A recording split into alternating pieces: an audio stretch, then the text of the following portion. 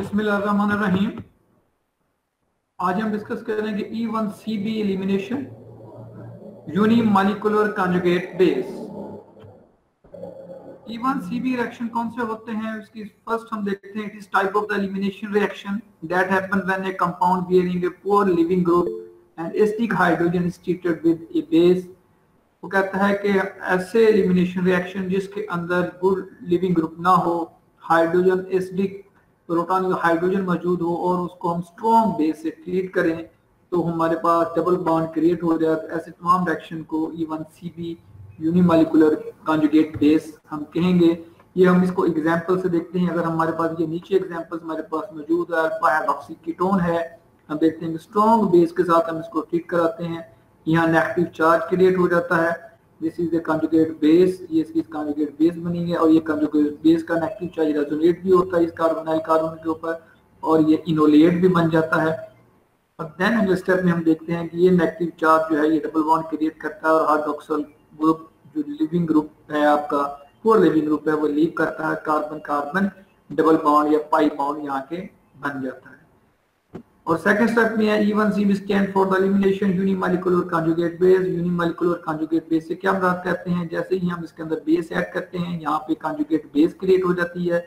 ये conjugate base को ये this is the acidic proton, this is the acid and this is conjugate base of this acid. ये acid है और इसकी ये कॉन्जुगेट बेस है, इसके दरमियान में एलिमिनेशन होता है। इसी वजह से इसको हम यूनिमॉलिक्यूलर कॉन्जुगेट बेस का नाम दे देते हैं।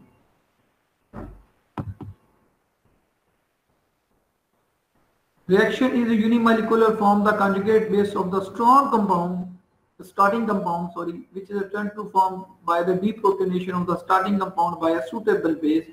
तो यही बात करता है कि यूनिमॉलिक्यूलर है फ्रॉम कॉन्जुगेट बेस कैसे बनाएगा कि हम deprotonation करेंगे स्टार्टिंग कंपाउंड को bye suitable base. Suitable base से मुराद है स्ट्रॉन्ग बेस हम यूज करेंगे जिससे एक कॉन्जुगेट बेस बनेगी, जैसे ये एग्जांपल्स के अंदर नीचे हमें नजर आ रहा है। The compound must have acidic hydrogen at beta carbons। वो कहता है this is the alpha carbon, this is the beta carbon। Beta carbon के ऊपर जो प्रोटॉन है जो हाइड्रोजन है ये मोर एसिडिक होनी चाहिए। देन ही लिविंग जो है वो पुअर लिविंग ग्रुप जो है वो निकलेगा। आगे हम देखते हैं relatively poor leaving group at alpha carbon. अगर हम देखते हैं कि पुअर लिविंग ग्रुप जो है वो मौजूद हो। आगे dehydration of aldol is most common E1CB reaction. Dehydration ये अल्डोल इसकी बात वो कर रहा है कि अल्डोल जो है हम कंडेंसेशन भी हम करते हैं, मोस्ट कॉमन E1CB रिएक्शंस है। लेकिन इसके लिए ये है कि लिविंग ग्रुप का होना जरूरी है। अगर लिविंग ग्रुप नहीं होगा तो ये फिर इनोलेट ही बना रहेगा। लिविंग ग्रुप होगा तो लिविंग ग्रुप लिव करेगा और कार्बन कार्बन डबल बॉन्ड इसके अंदर क्रिएट हो जाएगा। अब नेक्स्ट स्टेप के अंदर हम देखते हैं, आगे देखते हैं मैकेनिज्म इसका। It is a two step mechanism है। कहता है जिसका टू स्टेप मैकेनिज्म है। The greater stability of the transition state, this transition state the more mechanism will favour E1CB mechanism. वो कहता है stability of this transition state, यानी कि जो ट्रांजिशन स्टेट बनती है, जैसे कि हमने देखा कि वो इनोलेट जो था उसकी वो ट्रांजिशन स्टेट थी। अगर वो ट्रांजिशन स्टेट स्टेबल बनेगी तो E1CB मैकेनिज्म ज्यादा होगा। अब ये जो ट्रांजिशन स्टेट है वो कैसे स्टेबिलिटी की तरफ जाएगी, वो सेकंड पॉइंट थर्ड पॉइंट देखिएगा। The transition state can be stabilised through inductions और delocalisation of the electron lone pair through resonance. अब इसकी क्या बात की है, उसने कहा जी ये मैं बैक पे जाता हूँ। इसकी एग्जांपल अगर आपको सामने नजर आ रही है, ये देखिएगा ये नेगेटिव चार्ज जो मैं नीचे आपको बता रहा हूँ, ये वाला नेगेटिव चार्ज जो है ये रेजोनेट कर रहा है इसके ऊपर कार्बोनाइल कार्बन के ऊपर और इस ट्रांजिशन स्टेट को वो स्टेबलाइज कर रहा है through delocalisation of lone pair या रेजोनेंस ऑफ लोन पेयर या रेजोनेंस ऑफ नेगेटिव चार्ज। ये ट्रांजिशन स्टेट स्टेबल हो रही है। वो कहता है E1CB के अंदर जितनी ट्रांजिशन स्टेट स्टेबल होगी E1CB रिएक्शन की तरफ हम जाएंगे। अगर E1CB रिएक्शन की transition state after the elimination या after the deprotonation of the proton negative charge resonate नहीं होता, वो नेगेटिव चार्ज जो है वो रेजोनेट नहीं हो रहा, डीलोकलाइज नहीं हो रहा, स्टेबल नहीं हो रहा, तो वो ट्रांजिशन स्टेट स्टेबल नहीं होगी तो हमारा रिएक्शन E1CB की तरफ नहीं जाएगा। ये इसकी बात है। आगे अगली बात वो बताया electron withdrawing group on the substrate strong base poor leaving group and A polar solvent trigger the E1CB mechanism. अब बड़ी जबरदस्त बात है कि इलेक्ट्रॉन विड्रॉइंग ग्रुप लगाओ सबस्ट्रेट के ऊपर जो नेगेटिव चार्ज को कंपनसेट करे, स्टेबल करे, या इलेक्ट्रॉन विड्रॉइंग ग्रुप लगाओ, या कोई ऐसा ग्रुप लगाओ जो उसके ऊपर रेजोनेट हो, जैसे कार्बोनाइल ग्रुप है वो भी इलेक्ट्रॉन विड्रॉइंग ग्रुप है, साइनो ग्रुप लगाओ, नाइट्रो ग्रुप लगा हुआ वो सबस्ट्रेट के ऊपर जो नेगेटिव चार्ज क्रिएट हो रहा है after deprotonation of the proton, वो नेगेटिव चार्ज उसके ऊपर रेजोनेट होगा या उसको वो स्टेबल करेगा। स्ट्रॉन्ग बेस हम यूज करेंगे, स्ट्रॉन्ग बेस नहीं यूज करेंगे कि वो प्रोटॉन को वो वहां से डीप्रोटोनेशन होगी। पुअर लिविंग ग्रुप पुअर जो होता है वो इसी वजह से, अगर लिविंग ग्रुप आपका गुड लिविंग हो, एक्सीलेंट लिविंग ग्रुप हो, तो एलिमिनेशन होने की बजाय क्या काम शुरू हो जाएगा, सब्स्टिट्यूशन होने के चांसेस है उधर की तरफ जाएंगे। ये E1CB की तरफ नहीं जाएगा, E2 हो सकता है, सब्स्टिट्यूशन हो सकते हैं, भी और रिएक्शन हो सकता है, E1CB रिएक्शन से नहीं हो सकता। आगे पोलर सॉल्वेंट, ये भी बड़ा इफेक्टिव है कि पोलर सॉल्वेंट होना चाहिए, ये करेगा। ये तमाम चीजें दोबारा मैं डिस्कस कर देता हूँ कि सबस्ट्रेट के अंदर इलेक्ट्रॉन विड्रॉइंग ग्रुप लगा हुआ हो और स्ट्रॉन्ग बेस हम यूज करें, और सबस्ट्रेट के अंदर लिविंग ग्रुप जो है वो पुअर होना चाहिए, सॉल्वेंट जो है हमारा वो पोलर होना चाहिए। ये सारी चीजें ट्रिगर करेंगी, हमारे किस तरफ लेके जाएंगी, move to the E1CB mechanism या E1CB रिएक्शन। ठीक है सर, बाकी तीन यहाँ पे सर सबस्ट्रेट वाला, बेस वाला, पुअर लिविंग ग्रुप वाला, वो ठीक है सर। ये सॉल्वेंट किस तरह अफेक्ट करेगा, थोड़ा सा सॉल्वेंट के बारे में बता।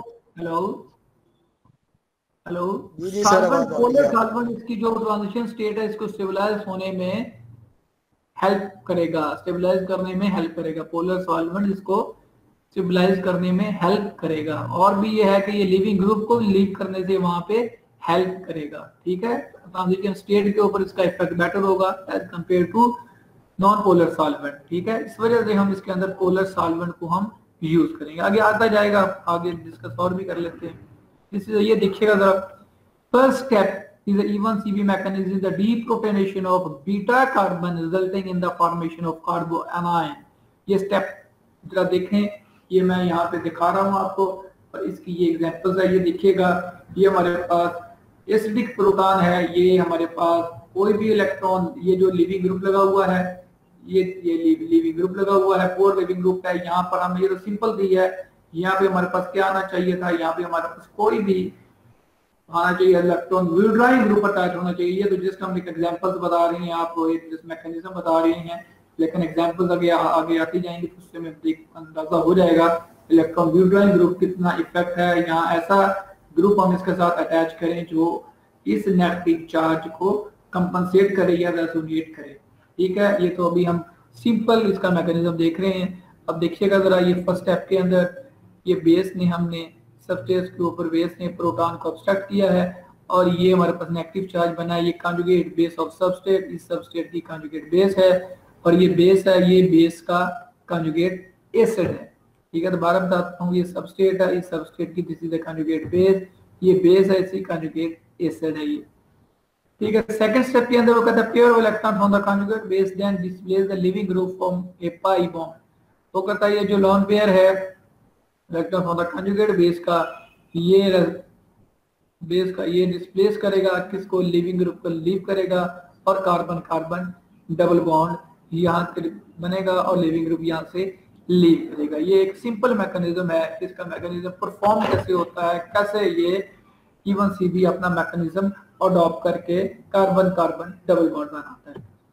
आगे जी वो करता है E1,2 elimination occurring via E1CB mechanism called E1CB reactions. E1CB reaction are not common, ये आम कॉमन नहीं होता। They have a complex rate law, इसका rate law complex है, इसकी meaning that the rate limiting step is the second step। वो कहता है इसका फर्स्ट स्टेप जो है, जो इसका ये समझ लें कि रेट लिमिटिंग स्टेप है, इसका सेकंड स्टेप जो है रेट लिमिटिंग स्टेप है, ज्यादा नहीं हो सकता। इसी वजह से हम इसको कहते हैं कि have a complex rate law, ये जल्दी रिएक्शन नहीं होता, इसके लिए कंडीशन जो है ना वो पूरी फुलफिल होनी चाहिए, देन ही ये E1CB रिएक्शन हो सकता है।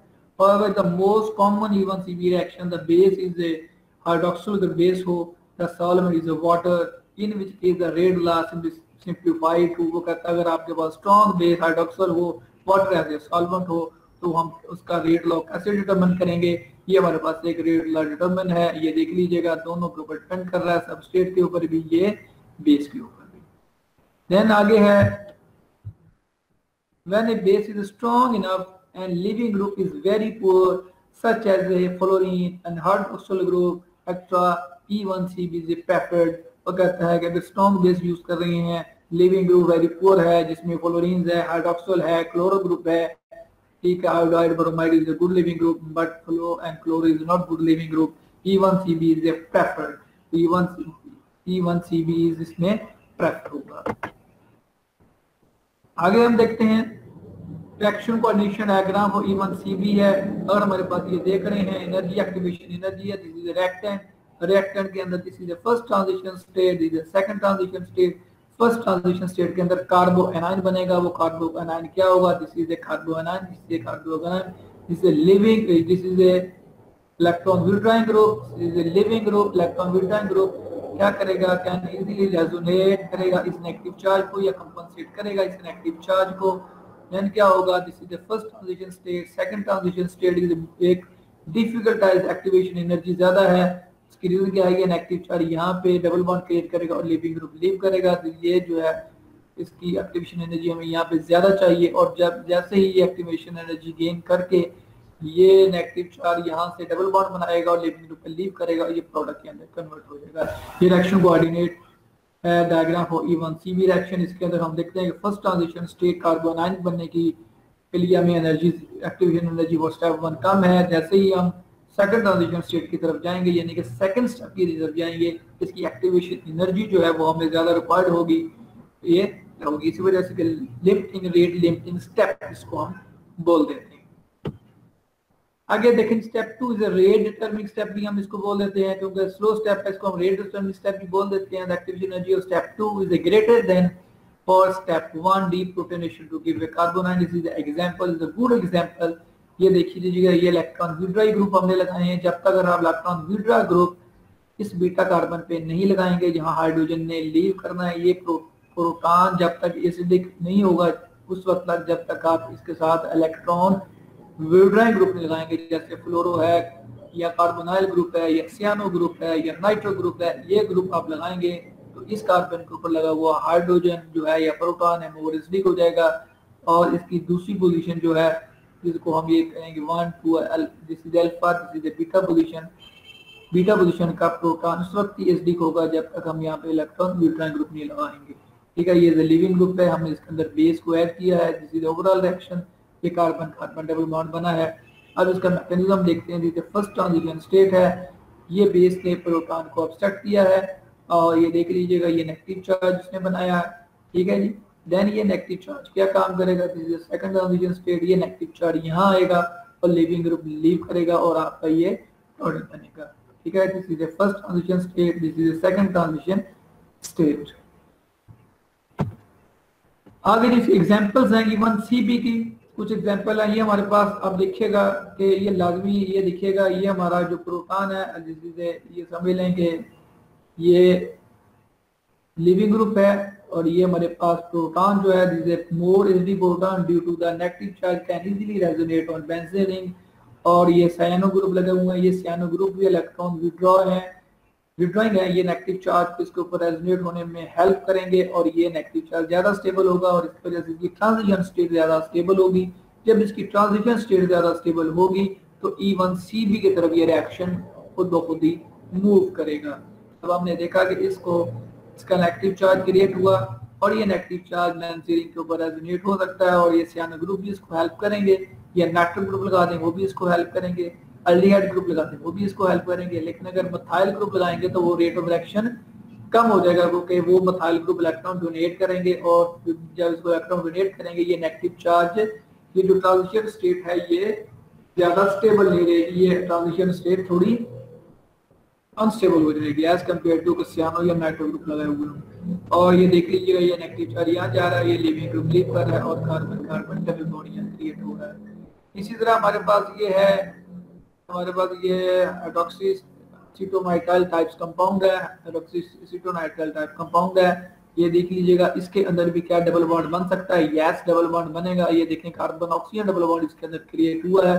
This is a good example of E1CB इसके अंदर ये वाला हाइड्रोक्सिल का H जो है मोर एसिडिक हाइड्रोजन है, बेस ने किया है, यहाँ पे नेगेटिव चार्ज है, ये नेगेटिव चार्ज यहाँ डबल बॉन्ड क्रिएट करेगा और साइनो ग्रुप यहाँ से लीव करेगा और हमारे पास ये कीटोन बन जाएगा। ये देख लीजिएगा, ये कीटोन बनाने के लिए भी का मैकेनिज्म भी जो है वाया दिस मॉलिक्यूल, ये भी E1CB मैकेनिज्म के थ्रू ही पॉसिबल हो सकता है। अगली एग्जांपल है बीटा हाइड्रोक्सी कीटोन। ये हम पहले ऑलरेडी भी डिस्कस कर चुके हैं, दोबारा हम करते हैं। This is beta hydroxy ketone और हम देखते हैं this position highly acidic position और इसके ऊपर लगे हुए दोनों प्रोटॉन मोर एसिडिक है। बेस हम इसके अंदर ऐड करेंगे, बेस यहाँ पे नेगेटिव चार्ज क्रिएट करेगी। अब इसके टू पाथवे हैं, pathway A and pathway B. अगर हम पाथ ए देखते हैं, पाथ ए के अंदर ये नेगेटिव चार्ज यहाँ रेजोनेट होता है और हाइड्रोक्सिल ग्रुप को लिविंग ग्रुप को लीव करता है और कार्बन कार्बन डबल बॉन्ड बनता है और ये कंपाउंड क्या बनता है, अल्फा बीटा अनसैचुरेटेड कीटोन बनता है। लेकिन बी पार्ट के अंदर हम देखते हैं एक नेगेटिव चार्ज यहाँ बनेगा और ये इनोलेट बना देगा। दिस इनोलेट कहता है कि ये वाला मॉलिक्यूल ज्यादा बनेगा और ये ज्यादा स्टेबल होगा, तो उनके carbon carbon double bond conjugate के अंदर भी आ गए हैं, तो ये कंपाउंड इसके अंदर ज्यादा बनेगा हाइड्रोक्सी। अगर ये हाइड्रोक्सिल ग्रुप ना होता तो फिर तो हम कह सकते हैं हाइड्रोक्सिल ग्रुप को लीव कर देते, इलिमिनेट कर देते, या ना होता इसके मॉलिक्यूल के अंदर, फिर तो इसने इनोलेट बना। ये इनोलेट है, अनस्टेबल है, लेकिन ये क्या करेगा, जैसे ही ये बेस इसके प्रोटॉन सेट करेगी, ये नेगेटिव चार्ज यहाँ डबल बॉन्ड क्रिएट करेगा और हाइड्रोक्सिल ग्रुप को एलिमिनेट करेगा जो as a poor leaving group है और डबल बॉन्ड यहाँ पे क्रिएट कर देगा, carbon carbon double bond create कर देगा। इसी तरह एक फोर्थ एग्जांपल है अल्फा हेलोकार्बोनाइल कंपाउंड। क्या इसके अंदर भी ऐसी पॉसिबिलिटी है? यस, हम देखते हैं this is the base, base ने यहाँ से प्रोटॉन को अपसेट किया, नेगेटिव चार्ज क्रिएट किया। ये नेगेटिव चार्ज अब क्या हो सकता है, ये नेगेटिव चार्ज इधर भी जा सकता था, अगर इधर जाता तो ये इनोलेट बन जाता। अब ये नेगेटिव चार्ज इधर जाएगा और हैलोजन को, फॉर एग्जाम्पल हम यहाँ पे हम क्लोरो की बजाय फ्लोरो लगा दें तो रेट ऑफ रिएक्शन ज्यादा हो जाएगा। ये एक ग्रुप को निकालेगा और कार्बन डबल बॉन्ड क्रिएट हो जाएगा, alpha beta unsaturated carbonyl compound ये बना देगा एज कंपेयर टू कि ये इनोलेट जनरेट करे। अगर हम अल्फा हेलो कार्बोनाइल ना लें, देन सिंपल ये लें, तो फिर हमारे पास इनोलेट बनेगा जो अनस्टेबल होगा, वो फर्दर एज ए किसी भी चीज के ऊपर एज ए न्यूक्लियोफाइल के तौर पर काम कर सकता है। जी इतना काफी है, ये आज हम इंशाल्लाह ये खत्म हो गया हमारा E1CB। ये स्पेशल टॉपिक थे जो एलिमिनेशन से रिलेटेड थे और न्यूक्लियोफिलिक सब्स्टिट्यूशन से रिलेटेड थे। जैसे SNI था वो न्यूक्लियोफिलिक सब्स्टिट्यूशन से रिलेटेड था, E1CB जो एलिमिनेशन से था, और इस नेबरिंग ग्रुप पार्टिसिपेशन भी जो है वो न्यूक्लियोफिलिक सब्स्टिट्यूशन रिएक्शन से है कि हम देखते हैं कि कुछ ऐसे मॉलिक्यूल्स होते हैं जिसके अंदर हम हेड टू एटम दोबारा आ जाए या कोई सिंगल बॉन्ड आ जाए या कोई एरोमेटिक रिंग ऐसा आ जाए जिसके अंदर नेबरिंग ग्रुप पार्टिसिपेशन हो जाए। और नेबरिंग ग्रुप पार्टिसिपेशन पहले मैंने बताया था कि वो 600 टाइम्स ज्यादा रेट ऑफ रिएक्शन को इंक्रीज कर देती है। ठीक है, SNI भी मैंने बताया था कि अल्कोहल जो होती है थायनोल ग्रुप से ट्रीट कराएं तो रिडम्पशन ऑफ कॉन्फिगरेशन होती है। ऐसा क्यों होता है? इंटरनल वो इंटरनल न्यूक्लियोफाइल की वजह से। E1CB को मैं दोबारा रिपीट कर देता हूँ कि E1CB क्या है। E1CB में हम कहते हैं कि ऐसा सब्सटेंस जिसके अंदर मोर एसिडिक प्रोटॉन्स मौजूद हों और गुड लिविंग की बजाय पुअर लिविंग ग्रुप मौजूद हो और इलेक्ट्रॉन विड्रॉइंग ग्रुप उस सबस्ट्रेट के ऊपर ऐसी जगह पोजीशन पे हो जहाँ पे नेगेटिव चार्ज रेजोनेट हो सके और पोलर सॉल्वेंट हम यूज करें, तो हमारा रिएक्शन जो है वो E1CB होगा, या वो प्रोडक्ट जो बनेगा वो E1CB के थ्रू मैकेनिज्म के थ्रू वो बनेगा, carbon carbon double bond, as compare to E2 के या E1 के। ओके, तो क्वेश्चन अब पूछिए। क्वेश्चन था मेरा कि इस पॉइंट पे हमने इसके दो पाथ पे फॉलो किए थे, A और B, तो आपने कहा कि जो A वाला वो ज्यादा स्टेबल है, तो आप वो पॉइंट दोबारा बता देंगे? अच्छा ठीक है जी, मैं ये देखें, अब मैं आपको वापस जाता हूँ। ये देखें A है ना जी सर। ये देखें, मेरी एक बात सुने, ये देखें ये A है, ये देखें A में ये नेगेटिव चार्ज यहाँ जाता है, ये लिविंग को लीव कर देता है। ये देखें ये डबल बॉन्ड जो बना है ना, ये कॉन्जुगेशन में है, ये डबल बॉन्ड यहाँ आ सकता है, ये यहाँ आ सकता है, फिर यहाँ आ सकता है, यहाँ ये कॉन्जुगेशन में आ गया। इस कॉन्जुगेशन की वजह से ये मॉलिक्यूल स्टेबल है। याद रखें मॉलिक्यूल, जितने भी मॉलिक्यूल्स होते हैं ना ऑर्गेनिक, वो हमेशा स्टेबिलिटी की तरफ मूव करता है, स्टेबिलिटी की तरफ मूव करता है। एरोमेटिक हमेशा कोशिश करता है कि अपनी एरोमेटिसिटी को रिटेन करे। इसी तरह कार्बन कार्बन डबल बॉन्ड्स अगर किसी मॉलिक्यूल्स में आ जाते हैं तो वो कोशिश करता है कि वो कॉन्जुगेशन में रहे, इसमें रहे, कॉन्जुगेशन में रहे, जहां से वो रेजोनेट कर सके। ओके, तो इसके अंदर रेजोनेंस के या कॉन्जुगेशंस के कॉन्जुगेशन वाया रेजोनेंस जो है ना इफेक्ट ज्यादा है, तो वो अपने आप को एक्स्ट्रा स्टेबिलिटी की तरफ ले जाता है। अगर हम बी पार्ट की तरफ जाते हैं तो वो इनोलेट बना देता है, ये इनोलेट आगे फर्दर रेक्ट करेगा, यहां नहीं कर सकता, ये फर्दर रेक्ट करेगा। हाँ, अगर ये हाइड्रोक्सिल ग्रुप ना होता तो फिर अगर ये हाइड्रोक्सिल ग्रुप ना होता फिर इसने एज इनोलेट काम करना था। और इनोलेट जो होते हैं हम आपको पढ़ाएंगे आगे, इनोलेट जो होते हैं कार्बोनिल कार्बन से जो जनरेट होते हैं ये इट्सेल्फ अनस्टेबल होते हैं और ये itself act as a nucleophile काम करते हैं। ओके, ठीक है। तो बी के अंदर इनोलेट बन रहा है जो खुद अनस्टेबल है, लेकिन ए के अंदर लिविंग ग्रुप लीव करके एक नया मॉलिक्यूल बन रहा है अल्फा बीटा सैचुरेटेड कीटोन, और वो एक्स्ट्रा स्टेबल है due to the conjugation present in molecules. ठीक है जी सर। और मेरा वो ये पॉइंट था कि ये एनोलेट में भी तो रेजोनेंस पॉसिबल हो सकती है ना। हाँ जी, लेकिन वो अनस्टेबल है क्योंकि आप देख रहे हैं कि ऑक्सीजन के ऊपर नेगेटिव चार्ज रह नहीं सकता। आप इसको किसी फ्लास्क में बीकर में सेव नहीं कर सकते, और शॉर्ट टाइम के लिए इसको लो टेम्परेचर पे तो कहीं हो सकता है, लॉन्ग टाइम के लिए नहीं हो सकता। लेकिन अल्फा बीटा सैचुरेटेड कीटोन इसमें सिनेमिक एसिड आम एग्जांपल इसकी मिल जाती है, आप वैसे सेव कर सकते हैं इसको। ठीक है, जितने ऑर्गेनिक मॉलिक्यूल होते हैं ये याद रखें कि ये हम इसको ये डेली लाइफ है ये, कि जो जिसकी शेल्फ लाइफ ज्यादा है या चीजें ज्यादा है, ठीक है, वो ज्यादा एक्स्ट्रा स्टेबल है। ठीक है, एक्स्ट्रा स्टेबिलिटी उसके पास होती है तो वो स्टेबल रहता है। इसके बाद एक्स्ट्रा स्टेबिलिटी नहीं होती, वो ज्यादा देर स्टेबल, वो ज्यादा देर शेल्फ लाइफ नहीं रखता, वो ज्यादा देर स्टेबल नहीं रह सकता। टेम्परेचर बढ़ेगा फिर भी डिकम्पोज हो जाएगा, टेम्परेचर कम होगा फिर भी कुछ ना गड़बड़ होना शुरू हो जाएगी, लाइट पड़ेगी फिर भी गड़बड़ हो जाएगी। ठीक है, टेम्परेचर बढ़ेगा फिर भी गड़बड़ होना शुरू हो जाएगी। ठीक है, तो हमेशा ऑर्गेनिक कंपाउंड जो होते हैं वो एक्स्ट्रा स्टेबल की वजह। ये बस इसमें ये याद रख लें कि बी के अंदर इनोलेट जनरेट होता है जो इंटरमीडिएट स्टेज है, जो एक इंटरमीडिएट स्टेज है, उससे उसने आगे फर्दर काम करना है। लेकिन ए के अंदर एलिमिनेट होने के बाद लास्ट प्रोडक्ट बन गया है, उसके बाद फर्दर प्रोडक्ट नहीं बनना। जब उसका फर्दर प्रोडक्ट बनना ही नहीं है तो वो एक्स्ट्रा स्टेबल है। ठीक है, तो मॉलिक्यूल क्यों ना वो काम करे कि जहां पे एक्स्ट्रा स्टेबिलिटी लेके फाइनल प्रोडक्ट बना दे, ना कि वो बी पार्ट को करके इनोलेट जनरेट करके बैठा रहे। तो आप देखें कि वो इनोलेट ने कहां जाके अटैक करना, अब वो इनोलेट क्या काम करेगा, और यही हो सकता है वो इनोलेट वापस आपके स्टार्टिंग मटेरियल पे अटैक कर दे और कोई नई चीज ही बना दे। लेकिन ठीक है, तो इससे बेहतर है कि वो एलिमिनेट को लिविंग ग्रुप को जो पूरा लीव करके एक्स्ट्रा स्टेबल मॉलिक्यूल यानी कार्बन कार्बन डबल बॉन्ड बना दे। ठीक है, लेकिन उसके लिए शर्त ये है कि याद रखिएगा कि ये लिविंग ग्रुप लगना चाहिए और इसके साथ ही इस पोजीशन के ऊपर, इस पोजीशन के ऊपर क्या होना चाहिए, इलेक्ट्रॉन विड्रॉ ग्रुप लगा हो, जैसे कार्बोनाइल है, जैसे सियानो है, जैसे नाइट्रो है, जैसे अल्डिहाइड है, जैसे कीटोन है, ये लगा होगा तो ये रिएक्शन E1CP की तरह होगा। अगर यहाँ पे सिंपल मिथाइल होगा तो ये नहीं होगा। ओके, यस सर, ठीक है, समझ आ गई।